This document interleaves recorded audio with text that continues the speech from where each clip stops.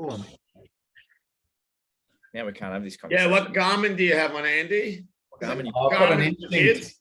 I got an instinct, man. But yeah, I was going to say, Kieran, there's no way Andrew has a brand name thing because he's so cool. He's got, Garmin's are just a sellout. I've got what have you got? A Garmin instinct. Oh, If you knew Garmin, so you would know what a fucking Garmin instinct it was. But Garmin anyway, for kids? no, that's a step counter, which you probably need. I know exactly how many steps I have to take to get my shepherd spy and come back. Hey, since off air we were talking about off topic stuff we're not allowed to bring up, I don't want commentary about my weight while you guys are down here. All your trigger topics will be let loose if any comments are made. In fact, in front of the whole weigh-ins, I want you guys to say, fuck, Si, looking really good. Have you been working out? Or else all the off topics are on. okay. Cool. So we've identified that's that as a trigger topic. I feel like that's blackmail, but okay. I just did my first pad work with Ton since August 5th, the day we went into lockdown, 5 rounds. He's a very patient, positive man. I wish I was like him. If I had me as someone on pads, I would just demoralize me. Is this boxing or Muay Thai? Or did you do Muay Thai. Oh, all right. Wow. All right, man. Damn. Still turn a leg over, mate. I don't have that hip problem you have. I can. Cool. God, I can't believe when the Olympics were on and I was yelling at the TV, it was live. My son said, Dad, they can't hear you. I got on YouTube the other day on the Muay Thai YouTube channel to watch Andrew's fight with that other bloke. Just fucking screaming. And I realized it's 2000. This dumbass won. And doesn't matter how much I cheered for the other bloke, it wasn't going to change. Watch it again. Do it again. Just cheer. Maybe you never know. One day history might repeat itself, and I might get bashed.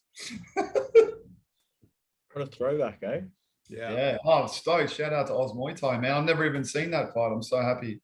Where's it, man? Where's he getting them? Some of them are like, yeah, but there's some good old ones, man. Like some of the first Evos and the RNA showgrounds and some of them.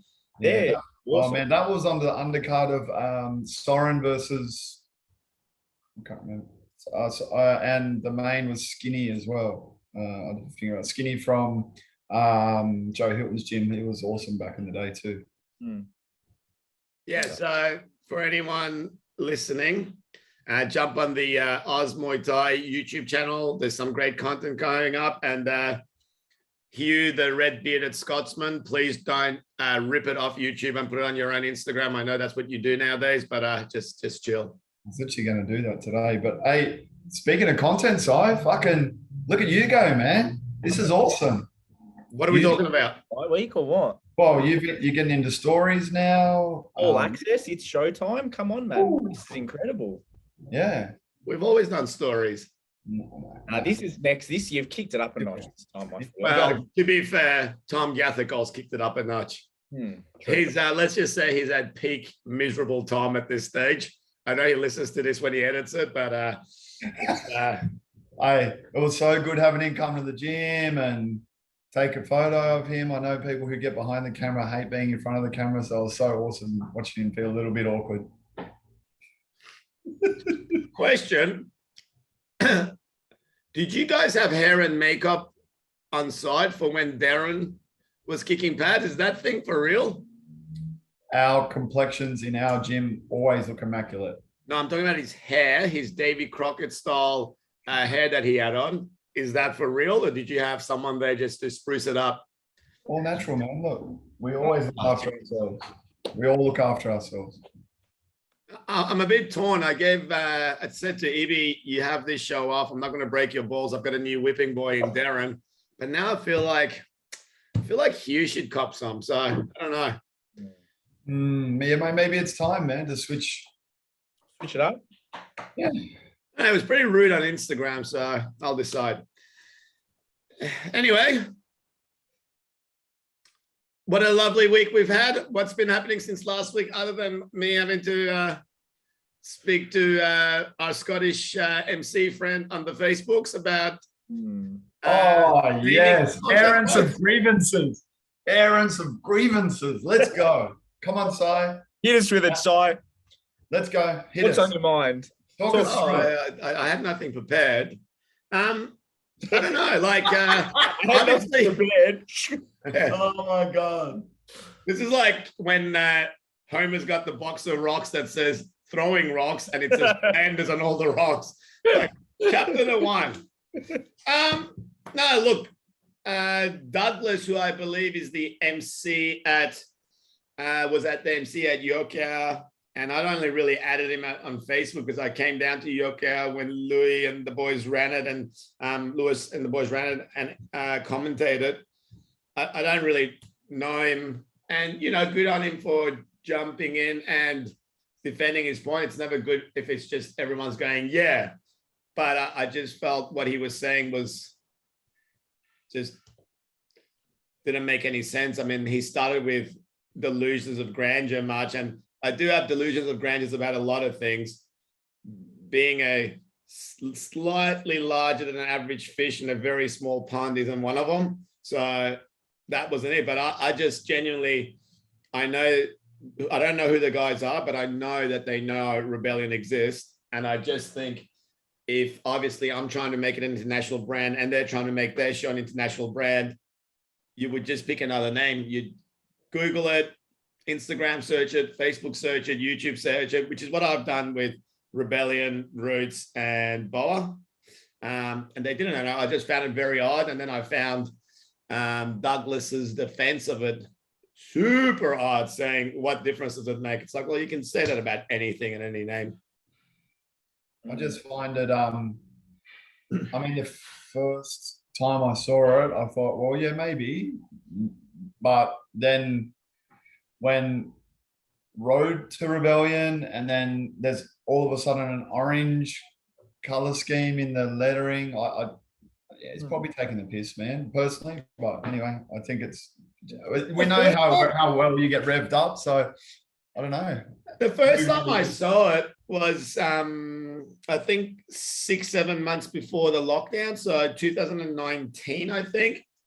And they put up a thing, and what I kind of thought was that it was like a one-off event, and they were a promotion, and one of their shows they were calling, I think it was like Glasgow Fight Nights presents Rebellion, Glasgow Rebellion. I didn't think it was like an overarching brand. And I kind of made a comment on it on, I think Fight Records Instagram page or Siam Boxing. But then I didn't really notice anything until they were going to do the Lion Fight show over there, and it was a co-promotion.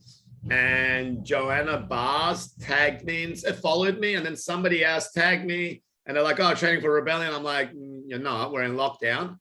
And then I realized that that's what was happening. And through Hammer and his relationship with Lion Fight, we brought it up with Lion Fight, and Lion Fight hit him up, and the guy goes, "Oh, it's just sour grapes, and he's trying to get attention." And I'm like, "It's not." I'm like, it's like for both our benefit, you wouldn't do it. No. No. Yeah, totally agree. And then the Road to Rebellion thing was the real kicker. Yeah, that was Roots completes the bingo for sure. Managed to pull that one out, but we'll see. Yeah, but I do want to see the Scottish Muay Thai Hour. It'll be like in The Simpsons when they're doing the soccer commentary, and there's the American category, and then there's the Mexican category, and they're like, "Ah!" Like the Scottish ones, a lot more animated. Oh shit, man. Oh man. The other story I've been following, which has been the Matthias one. So he fought on, was it Wednesday night, Thursday? He fought, is it Lamnamun Leg? Yeah. He lost, but I've only seen like the highlight rounds. But I found it really like, I don't know. I judged from the start because I saw what I saw was him losing, him going forward, and Lamnamun Lek he's like a sand fight, like a big money fighter. I think it's the hardest, like the top level, like the hardest tie anyway Marius has fought. And I just watched the rounds on Instagram and I thought, yeah, no, that was pretty straightforward. Like Marius has got heavy hands. London Let gave up a little bit of weight. You could see the size difference. So just fought like a proper technical, smart fighter. Kick and move, kick and move, kick and move. And then I saw in the post-fight interview with Matthias where he was speaking in Thai and was super polite. And unfortunately, it sounds like he might have even be finished up now because he's got a reoccurring cut on his shin. So he was a bit bummed about that. But in the background, his dad was losing his shit, like saying, you know, if you want to fight, you got to stand there. And all he did was kick and all he did was this. And I was getting a little bit like confused as to what do you expect? Like it's a fucking stadium fight. Yeah. To me, it was just a no-brainer. Like we're not fighting in a pub in Queensland somewhere. So Matthias has just put something up which I found really interesting. So what he said was he got pulled into a rules meeting pre-bout and was told that they're not going to be judging stadium rules. They're going to be judging international rules and everything scores. And you need to be fighting to be able to win. So that's why he was upset because he's like, I did what you would do in an international fight, but it seems like the Thais don't understand how to judge in an international way, maybe. And he said that none of his kicks actually hurt him that much, but he knows that everything he was throwing was really heavy and forward and volume and all that type of stuff. So I found it really interesting because he's saying that, well, Thais don't know how to judge in an international way. They can't change no matter what we do. So that's a really interesting like reverse argument for me, and it was interesting watching their reaction. So anyway, good topic of discussion. So watching the fight, Andrew, did you like, because you know how to look at it from both sides, did you think if it was scored in what we would deem an international way, do you think Mateos won, or was he just ineffectively aggressive? I just think he was ineffectively aggressive. Like, fair enough, he did hurt him, and they're saying like London Lake had problems walking the next day because he was sore and stuff. But man, the size difference is, you can see it, and effective aggression again. Like, you know, every time he went in, like London Lake's so good, man. Like he's super quick. And granted, the kicks didn't, as you said, didn't hurt him that much. Like he's fought a lot of Thais, man. He's one of my favorite foreigners fighting in Thailand. But yeah, I still think he lost. Like, again, it's that whole like just walking forward and just throwing shit doesn't win you a fight. I don't know. So I saw 3, 4, and I think the last bit of 5. I've got to watch 1 and 2 because if what they're saying is true, and they should be judging 1, 2, 3, 4, 5. I think Matthias said that he thought he did quite well in 1, 2, and 3, which would technically make him win the fight. So I saw the latter end, but I'm pretty keen to have a look if anyone else wants to have a chat about it. Yeah. Then it's also like what to me, it's more confusing in what's the interpretation of international rules too, right? Because even internationally, then we have what perhaps us three would deem as like effective Thai boxing internationally and how we would score it. But again, that's such a broad term. Like that to me is more confusing than saying we're going to score it like it is in a stadium. Like that's quite clear. But then to have that exact example of, oh no, we're going to score an international rule. So what does that mean? I don't. Max had it right. That 3 rounds, you got to go forward, no dancing and stuff like that. They were talking about that on Channel 7 actually. They've done it before in their rules meetings where they've said that if anybody starts dancing in the 5th round, we're going to financially penalize you. And I think there was something recently that I read where they're saying that now if you dance in the 5th round on Channel 7, you're ineligible for the Fight of the Year award, which is like $1 million. I don't know. It's a massive. That's why everyone fights so hard on Channel 7 to get that Fight of the Year award. So, yeah. So on what Kieran just said, we say internationally there's different scoring. Scoring in Australia is, I think, relatively inconsistent state to state and show by show.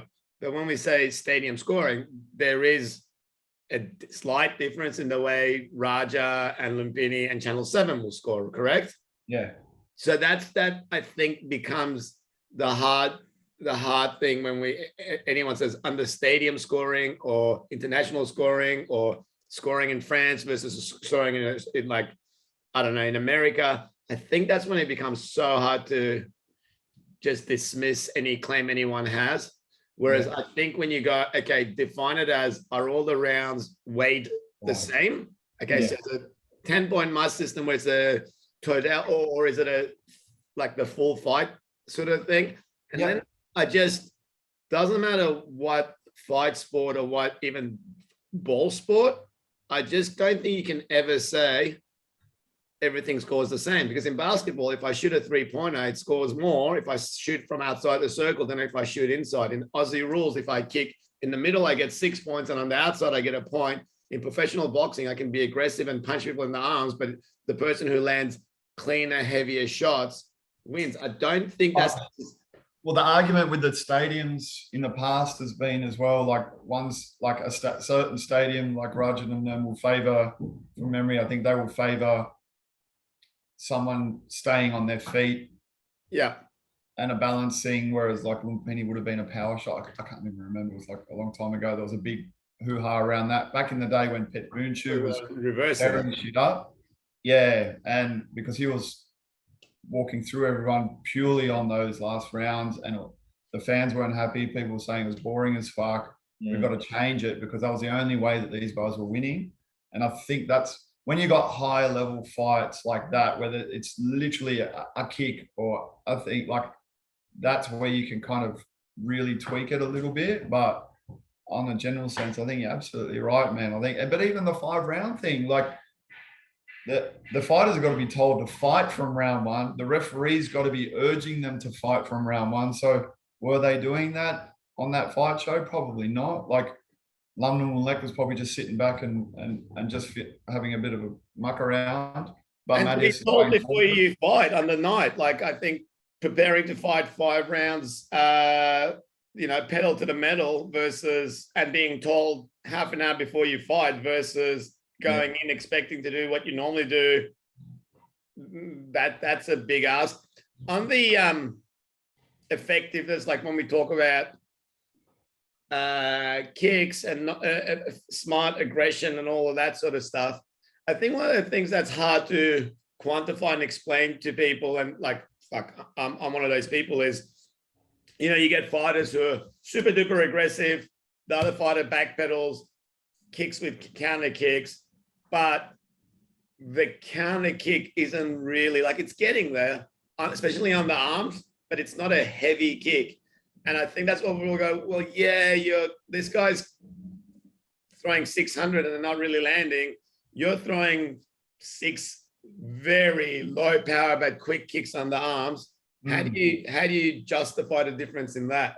One of the best examples of that I saw years ago, I was like on the second Real Hero, was when Tali fought Kristina Djurdjevic, I think it was. And Christina's like just punches straight, walks through everything. Tali was kicking, but kind of getting pushed off the ball type of thing. So then that's where like it becomes the argument over like what's actually being more effective. But I would also say that, granted, if the kicks aren't landing and you're walking through them, yeah, that's an argument. But if other punches landing too, I don't know. Like it's got to be effective. Effective aggression. Yeah, is the right term to use, right? I know the WBC uses that quite a bit. They like that as like a primary criteria when they address aggression or fighters that go forward. They use the term effective aggression. Because even if you're getting kicked on the arm and it's nothing, if like a punch is, if you're walking straight through it and it's literally just bouncing off, then the same rules apply in Thailand too, right? Like it's not an effective kick.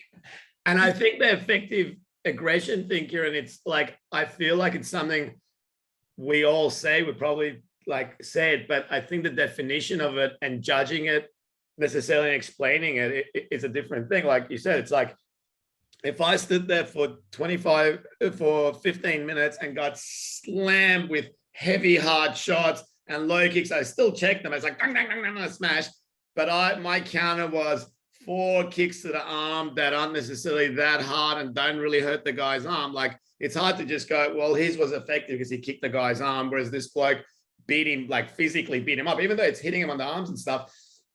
Quantifying it and justifying it can be really hard. And that's where damage comes into play, right? I think sometimes I feel like people try to drill into it so far that they end up getting the wrong idea, and they go, oh, but he's landing clean kicks. Like, the kick beats the punch. And it's like, well, yes, if a kick will generally beat a punch because a kick delivers so much more power and damage. However, it is not equal if the power is not equal. Like, if someone does a kick and it lands clean on the arms, but it's weak, and someone throws a punch and the damage is twice as much, the punch is better. Like, just people, I feel one thing that frustrates me sometimes is we get people like put certain techniques on a pedestal and completely take out of context damage, like effectiveness and damage. And they go, oh yeah, but the kick was clean. Like, it landed clean. It hit him in the arms. And you go, no, it's not, there was nothing there. It's got to be hard. It's got to be hard for it to become a target. But also, I think that's the benefit of, that's the one thing. It was one of the first things I really like when I started to get into more Thai boxing and watching more Thai boxing. And then, like, I reckon about 9 years ago, when I started to help commentate and stuff a little bit, what I really noticed, which kind of made sense to me to justify the long, like judging a fight over a few rounds, was like seeing guys maybe necessarily not win a round on just pure score, but then like what the guy did that round and how fucking exhausted the guy comes back in the second round. There was a fight I remember at Ultimate, and this guy landed so many kicks, but the other dude landed 3 knees, and you could just see the timing of it. And I remember saying to the commentary, and the guy goes, well, I don't know. And like the next round, the dude was completely gassed. Like those 3 knees, he timed them so well. The dude had no gas tank in like round 3 and 4. It was like, man, like that's a justification of going, this is a fight. It's not a round. It's like the build-up.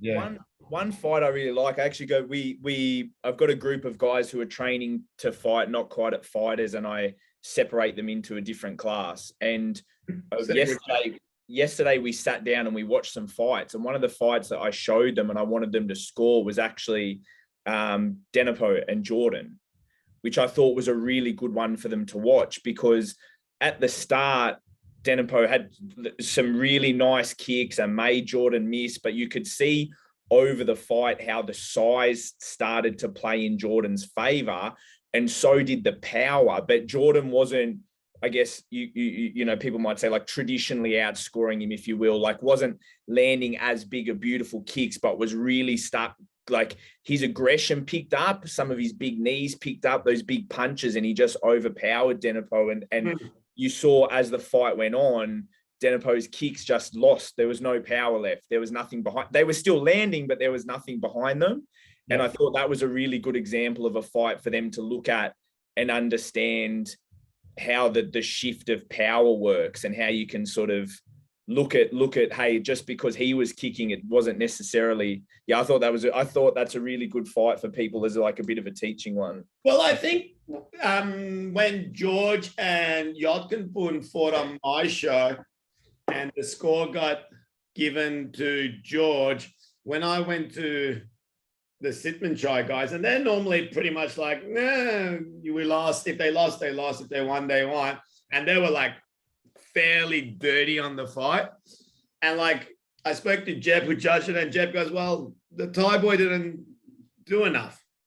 But then I think the Sitmanchai guys were like, when Yotkinpun was kicking and punching, he was fucking kicking. And they felt like when George was countering, it was like, I'm not trying to judge, and this is in my estimation. Their basic thing was like, yeah, George was throwing a kick, but Yotkinpun was kicking him. Like when he was kicking him in the arms, when he was throwing his hooks and stuff, it was like, and that was another fight where I just went, yeah, cool. I like that again, effective aggression. They landed the same amount of shots. George probably a little bit more, but Yodkumpun, their thing was like, yeah, he's balancing, he's just going, "Blah!" Yeah. Oh, well, it's the best part about being able to argue about subjective sports scoring. What we need, Drama. what we need, and it's worked out really well for Olympic Taekwondo, is those body pads and fences, and when stuff scores, and then you can go, run around. Up scoring. That was hard to, man. The last Olympics, that was hard to watch, wasn't it? That was, I've not watched like sport taekwondo in a while, man, but that was, and the karate, that I was watched like, everything. That was hard. that was, that, man, I love the Olympics. I love sport, but fuck, they were really hard to sit through some of those matches.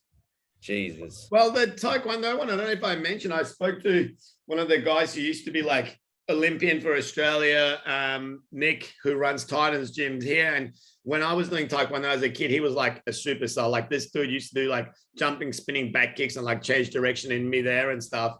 And I messaged him, I'm like, and Laos Tui used to be a competitive Taekwondo. And I'm like, what the hell happened? And he goes, yeah, like you can, once they put the sensors in to overcome the Olympic bias of like, oh, yeah, the Korean guys are winning 48-0. Once they put all the sensors in at training, people realize that if they went for a head kick and their foot kind of brushed the body pad, that would register as a score. So they were like, oh, sweet, I'm going to hold my foot up and just tap, tap, tap, tap, tap. Yeah. And it was just like a workaround. And there's a really cool YouTube video of training, Taekwondo training in Korea, old school and new school. And you watch the old ones and it looks like, they look like a Bangkok like Thai camp, the intensity those guys are training, and then you watch the new one, and I mean they put like some dodgy music over it so it accentuates it, but the new one looks literally like they're doing, they're point fighting. Well, what's on this weekend, boys? Oh, the big show, the big one. Yes, sir. That is juicy, man. Oh yes, sorry. Come on. I thought we were talking about big Rudgenham show. Ooh, we got a betting group at our gym. Not that we're into gambling much, but speaking of gambling, shout out to Ladbrokes, who will be back at Rebellion. Oh, yes, there'll be bets on for Rebellion. They'll be live at the venue, and you can obviously gamble responsibly online. Andrew, don't publicly out yourself. That's illegal for you to bet. Publicly out yourself on the Rebellion YouTube channel, man. Just be careful about what you're about to say. Just, you know, just hold back a little bit, bro. That's better. Nice. All right, let's go on. I'm not a gambling. I don't gamble. I don't do anything like that. But I think for Thai boxing, it does make it a little bit more interesting. It does. Absolutely. Yeah, as long as it's within, it's responsible. Mm-hmm. All right, where are we? So the show coming up? Chorfa Kompatak. So we got, I mean, in our gambling group, Chok's gone the whole red corner, all down the left side. Chorfa versus Kompatak. He's gone Chorfa. Sangmani and Topakao, he's gone Sangmani. Pet Daman, I don't even know how to spell it. Non-Torani in English, but Nim-Torani, I thought it was. Anyway, Kulab Daman, Yodlek Pet, and Sexan and Tanonchai. Is it, how many times are those guys for? I think it's like number 9 or something. It's ridiculous, man. But I don't know. Because everyone's picking the same things, I've tried to go a couple of upsets. So I'm going for the upset against Sangmani. I don't know why. 141 pounds. Hey? You're picking PC over Mac. That's how we roll, man. Just to be but I gotta have a gamble. But I don't know, 141. How does Sangmani even make that weight, man? Same day weigh-in and shit. But do you see with his training, it's so different to everybody else, right? So he doesn't have a gym, and fight per fight goes to different gyms. And we're talking about sparring and shit a few weeks back. He will literally, like, his dad, I think, picks the sparring and the clinch partners and goes to the different gyms and whatnot. So But it's also been interesting watching. I think Topper Girl's been with who was a purebred? Caroline Leck. He's back on the scene. He's looking after him. He's a big boy too. So yeah, that's going to be interesting. Pet Dominant Torani. Nuna Torani. Pet Dum. That time's on the way. Come on. Don't know. Have to wait and see. It's been playing on one. Sorry? It's been on one a fair bit, so I don't know what. But He's he got a hasn't boxing fought on fight? one in a while, has he? No. Last one fight was that kickboxing fight that he lost. That was close.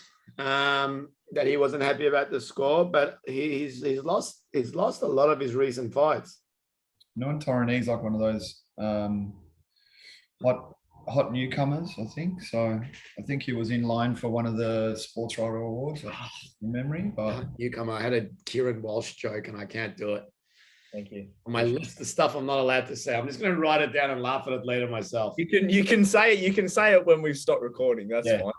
fine. Cool Abdon Yoklet Peck's going to be sick. Just saying. Fucking A. Who you got on that one, Kieran? Hey, I don't know, man.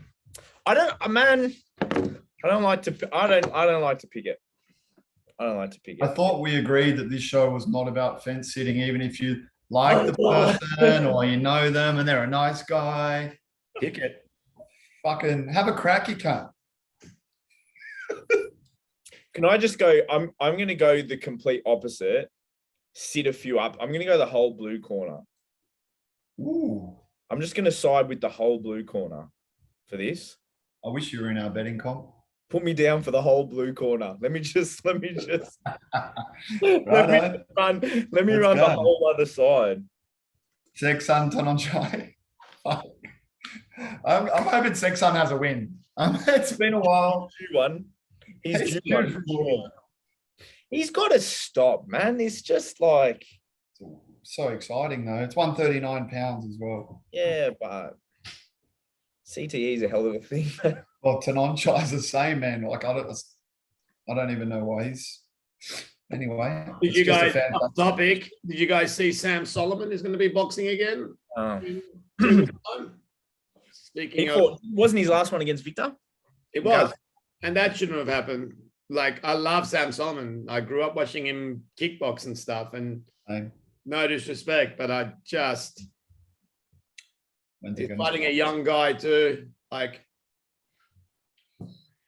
yeah. Just coming back again while we were on the topic of Fairtex, we missed from the Matthias fight. We missed the main event was Ferrari. Ferrari took the win as the main event. He had a good win too, right? I didn't think he was going to win that. No, neither. We know why though. Yes.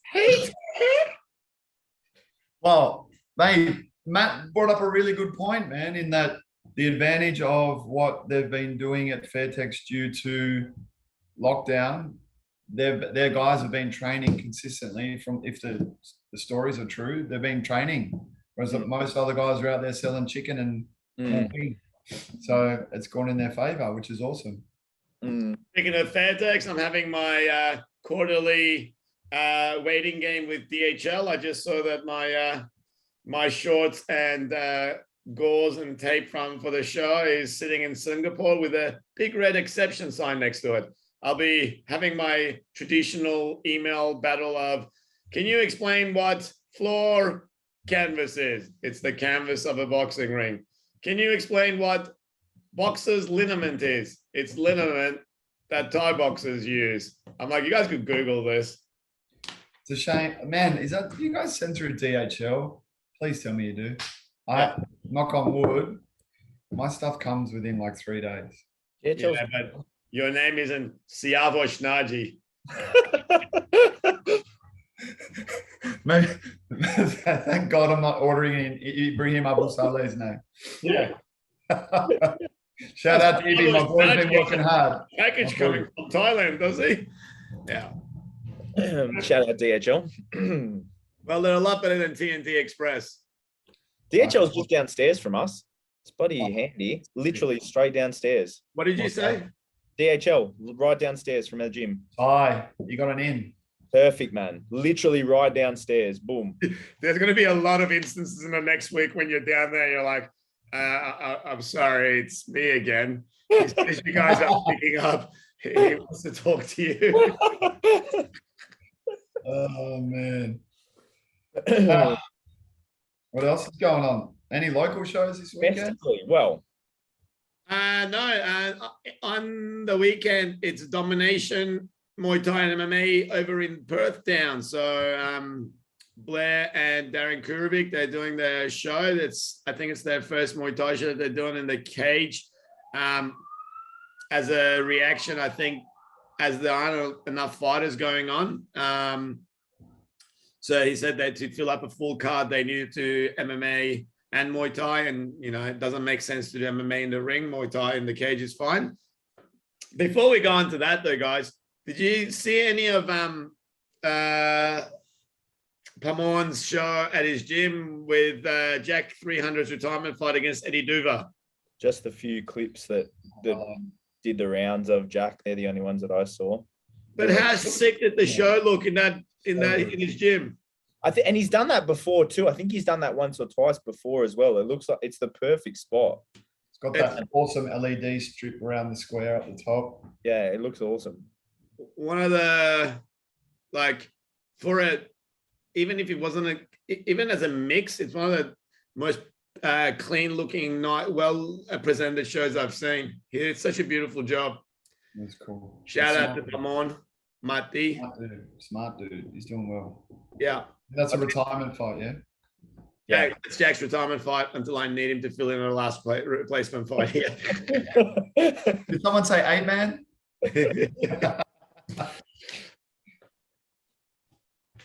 Was there another show up in Queensland on the weekend? Yeah, the Road to Retribution.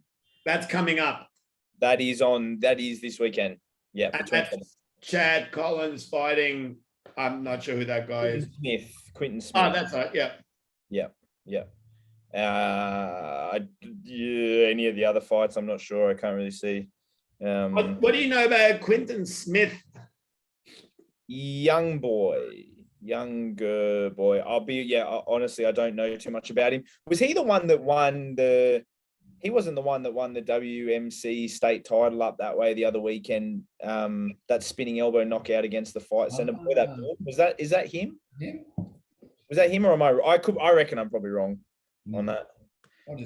Quentin Smith, yeah, he's a young boy. I don't know too much about him. From up north it says athlete Muay Thai. Not sure. But I don't really recognize the level of research we do into this podcast is top notch. Phenomenal. I just like having my phone. Oh, my phone. Always gotta just go. We'll get there, man. We'll get there. We'll get Peter Sherwood on board as a researcher. Sick. Yeah, but I don't really. I mean, it's just a Queensland show, right? I mean, obviously, their borders are still closed, but I'm not sure. Fotek and Butcher, so two young boys, which is for the WBC Youth Mini Flyweight title. Where is it? Up in Gold Coast or Brizzy, one of the two. I think Gold Coast. North.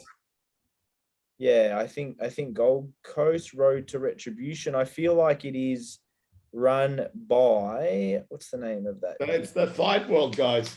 The Fight World guys, that's right. Yeah, it's the Fight World guys that run it, the Road to Retribution. And it will be commentated by Chelsea Hackett and Brody Stolder doing the research on the go. So yeah, there you go. That's on this week. The topic I wanted to talk to you guys about today, other than the stuff that we already have, is fighter pace. And the reason I want to bring this up is a person who I highly respect in the industry, former fighter, gym owner, kind of more on the sort of kickboxing, MMA striking side of the things at the moment. And I had a sort of an interesting little sort of exchange with him. And it's a guy I respect so much. And the way he wasn't saying this in a I don't think in an angry or anything way. We were talking about having one of their fighters matched on Roots, which is my sort of daytime show, Roots Melbourne, not Scotland. And the fighter, I think, has had 2 losses and coming in and fighting against the first timer. And they asked me what the purse was and asked about whether it was elbows. And I explained, yep, it's all going to be Muay Thai. Even the amateurs are full Thai. And then they came back with, look, we just had a training session. She's not ready to fight someone with elbows, especially for that amount of money. Now, I've heard this on a couple of, and I don't take this the wrong way at all, because they've probably been out of the professional scene a little bit locally. But I've heard this before where people say, hey, I'm putting my life at risk out there, and for $1,200 or for $500 or $1,000 or $5,000, or I'm not going to fight with elbows for $300, $600, $900. And I always find it a bit odd, because I'm like, I don't know if someone said to me, I'll give you $1,000 to fight Muay Thai. And I said, no, I'm not going to put my life at risk that, hey, I'll triple your pay, $3,000. Yeah, cool. I'll risk my life for $3,000. That argument's never really gelled well with me, or even like, oh, we get injured. It's like, you do, and if you're going to miss out on work. I mean, Abbas broke his jaw on my show, and I think it cost him $4,500 out of pocket to fix it, right? Like, I mean, and missed out on work and this and that. What amount of pay justifies in people's head when they go, oh, I don't want to fight with elbows for $300. Like, would you get cut for $500? Like, how much are you putting on that? An interesting one, man. Like, it's the same goes for MMA fighters.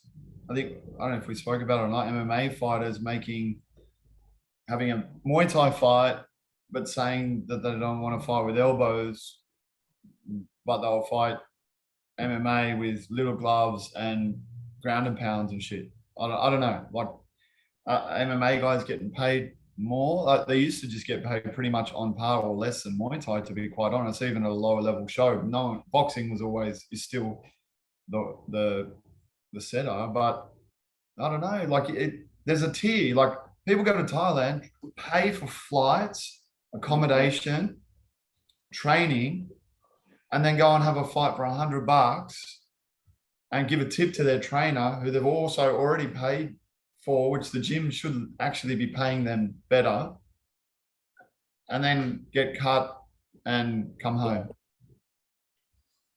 Yeah, like, I want everyone to get paid more. Like, if we had more stuff, it would be great. Like, honestly, but I sort of think about it, and coming up over the 2 shows, I got 23 fights.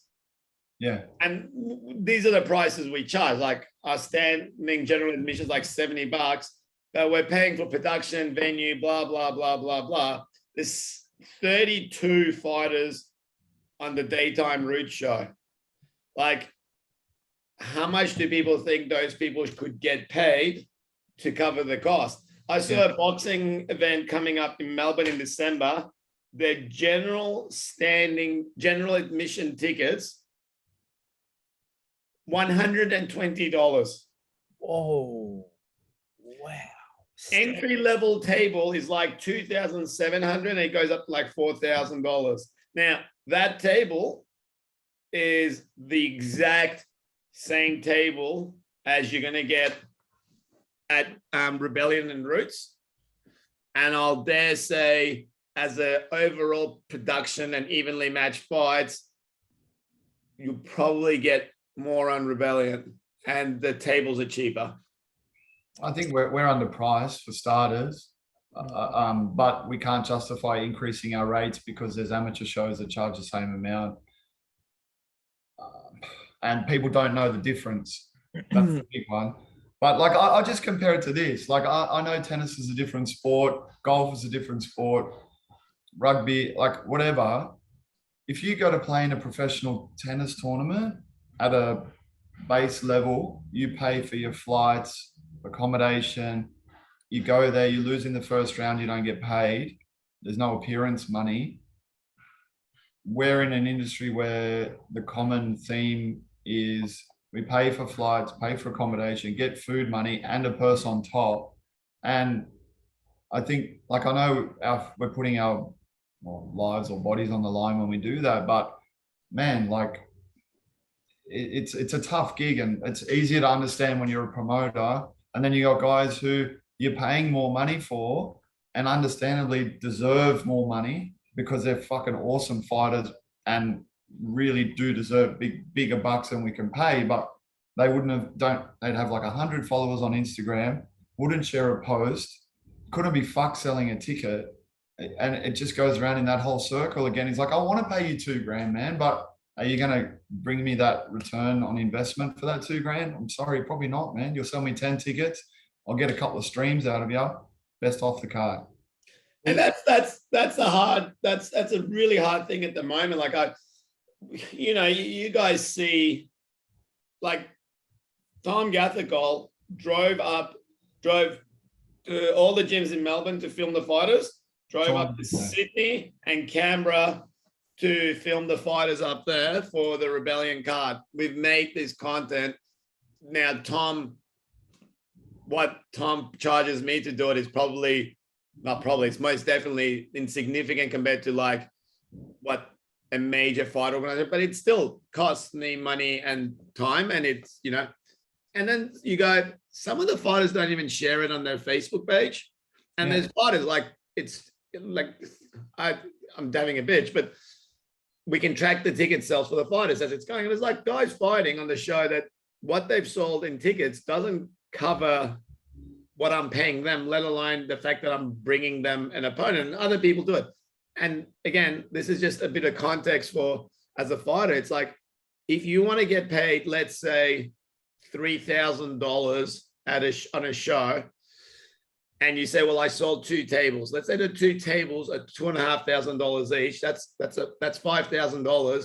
The table probably cost us, just for the table alone, about $1,100, $1,200 just to take care of the food and catering and stuff. That's not going towards the light and sound and this and that.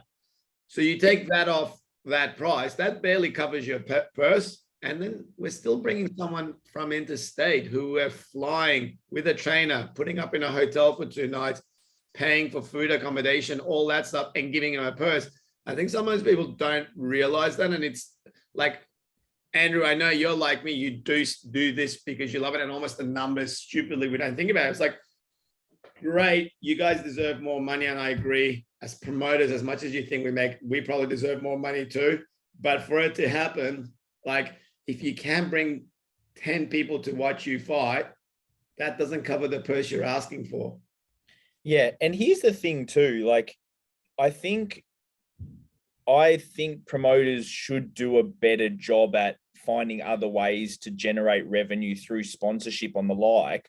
Yeah. But on the flip side, the athletes actually have to be worth giving that extra money to. This is the thing that frustrates me with fighters sometimes, is it's like, it's kind of what you were saying before, Andy. You got no social media presence. You don't do fuck all, but you just want more money. How many employers would you just walk into? I have no skill working in hospitality, and I'm not going to walk into a fucking cafe and be like, give me $80K a year because just fucking, I reckon I'm good at it. Like, it doesn't, that part frustrates me too, is some of the guys who whinge about not having enough pay don't generate enough money to deserve more pay. It's like, LeBron James makes $50 million, $50 mil a year with the LA Lakers. Yeah, but he's worth $400 a year to the LA Lakers. Yeah, and appearance money for tennis tournaments.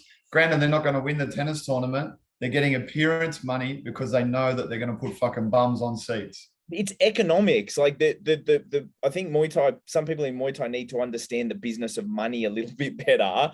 And it's like, if you can go to a promoter and say, I can generate a return on investment for you. It is clear, if a promoter can't and doesn't want to or can't justify spending 5 or 10 grand on you, well, then you're probably not worth spending 5 or 10 grand on. It's as simple as that. But if if they saw that you had the ability to have a return on investment for them, well, then it's a no-brainer. It's easy. Yeah. So I think you sometimes you've done it, you can for them. And it's like, all right, thank you so much. You're helping the show. You're boosting the brand. You're boosting your brand. You're boosting the profile of the show. If you go to a sponsor, you can say, look, man, I've got these two boys there or girls. They've got like X thousand amount of followers on their Instagram page. We've got X amount of thousand on ours. The whole thing kind of meshes together. Or it's like, okay, well, I've got Johnny from down the road versus Bobby from up the street. They got 100 each. All right. There's no value. Like in bigger sports, you look at what they call the QI value of something, like the QI value of an asset, which is a dollar amount attributed to a particular asset, say like the front of a jersey, right? So say if you had a sports team, let's say the Parramatta Eels, right? Let's say you got the Parramatta Eels and you go, okay, the QI value of the front of the logo, the front logo placement. The Tigers or Eels? Tigers. He's Tigers. I support Western Suburbs Tigers. Okay, so back to the Parramatta Eels. So there's a QI value. That asset on the front of the jersey is attributed to a particular amount. Yeah. Like it is if a major organization wants to give 750, 800, 900, $1 million to that club for the placement of their logo on that jersey, amongst other things, it is because they see a return on investment in doing so. They're not just fucking slapping $1 million on the front of a jersey so that it looks cool. Like people, we need the fighters and the Muay Thai industry needs to learn the business, the economics of it a little bit better, not just fucking throw your hands up because you don't get the money you deserve. You're probably not worth it then. Like stop. Like the Thai systems and how they've other than flushing money, how they staying afloat at the moment, man. Like, you know, but the best thing about their system, which is like the other sports, is based on your skill and ability level, but it's pretty hard to find that unless the actual sport itself is developed and got that following too. So it's just this whole like loop-de-loop type of thing. But I've been a big fan of just when you're first starting out, the base rate is X amount of dollars per round. You have those first couple of fights. If you are straight away a hit and selling big amounts of tickets and you're really supporting yourself, the promoter is going to do whatever he can to try and get you a fight because he knows you're going to get this amount of tickets for him.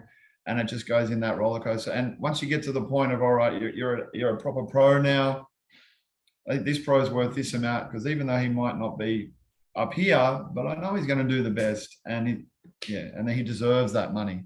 Yeah, I mean, look at like having Roy Wills on my show for, I don't know, 6,000 times. And most of the time fighting interstaters, it wasn't like Roy was selling 100 tickets every show himself, but he'd done enough to build the name that people were used to literally come up to me and go, man, I love this guy. Like Roy, I remember the City Chai show. I had like 10 people walk up when Roy fought Singh Suri and said, we come to Rebellion for Roy. And it wasn't like I couldn't attribute it directly, but I knew he had that. But on top of that, I'm saying, I don't think I can afford enough money that would justify Roy risking his life. Like he could actually verbally say that. So when I find people saying, we're putting our life and the risk for $500, it's like, cool. Would you do it for double? Yeah, it's just. You don't. I can pay you tenfold that. Like for a fighter to get $5,000, they would have to sell 80, 90 tickets just to financially cover, because I can't put it out of my pocket, right? It's just something that gets stuck in people's head. We can't justify him fighting elbows for $500, but take away the elbows and we'll do it for free. But meanwhile, we could get kicked in the fucking neck. It just doesn't. It doesn't start to add up when you dig into it, and it's just people just get stuck on something, right? And they can't change the way they view it or think. Yeah. Good one, Si. Sorry? Good one today, buddy. It just made me think, because I'm like, I didn't know how to answer that. And I'm like, that's a tough one. I didn't want to be like, it's someone I respect. And I didn't want to, but I find that statement odd. I've heard it before and I just go, I don't know, man. You could pay me $200,000. I'm not going to risk my life specifically for that. I'll risk my life because I like doing something, not because you're paying me $5,000 to do it. Yeah. One's got a Never price. thought about it that way. I always just thought the fact that I've always agreed that if as soon as the elbow pads come off, you should be getting paid. And Yep. that's just because of cuts and Absolutely. beautiful facial features and whatnot. It's not going to cut it if your head gets fucked up anyway, but at least it's something that's going to help, you know. Look, I think if I'm gonna personally profit from you fighting, you're putting in labor, I'm putting in labor in a fight terms, I think you should get paid. So that's where I'm at as a professional. I charge tickets, the money goes into my pocket if there's a profit, and we get a share of that revenue. And you can see there's that many fighters, you have to understand how much the share is. Whereas for like the way our amateurs are set up here, the money doesn't go to us, it goes into the sport. So where you're competing for experience, we're running it, and the sport's growing, then like you're not getting paid. But if I'm gonna make money off you, then yeah, you should get paid too. But I think it's just people realizing how much money we are making off them, and there's other costs. Anyway, boys, I think we all have a bunch of stuff to do at the moment. Not Kieran, but Andrew's got stuff, and I'm trying not to fall asleep because I'm running on low sleep and lots of things. I go have another coffee.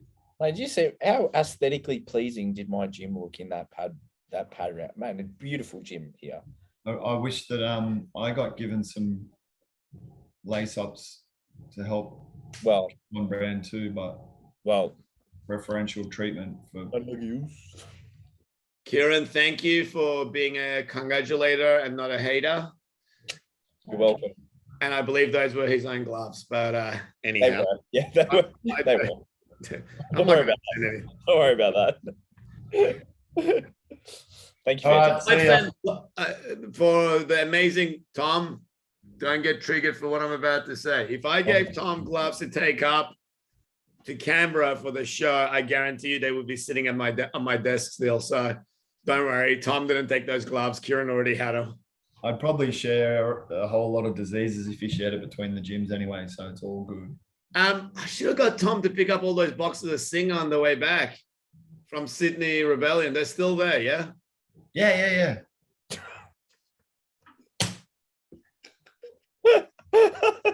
Like my fucking 50 cases of Furfies that I bought for the show where Tyler was supposed to fight Sing and the show got cancelled. I ended up with 50 cases for that lockdown between me, Sing, Chalk, and Art. I think we pretty much smashed the whole lot. Oh man, still got a few off ones floating around up there with the Sings. Of course. Lovely. All right, boys, let's move on with our days. Good to see you. Apparently, there's a rumor we're going to do this live next week. I'm 98% sure we're not, but anyway, we'll try. Let's do it. Remember, no fat jokes. I'll get the last say and it won't be good. Just press stop recording, please. Sorry. Don't consent. Chat soon, guys.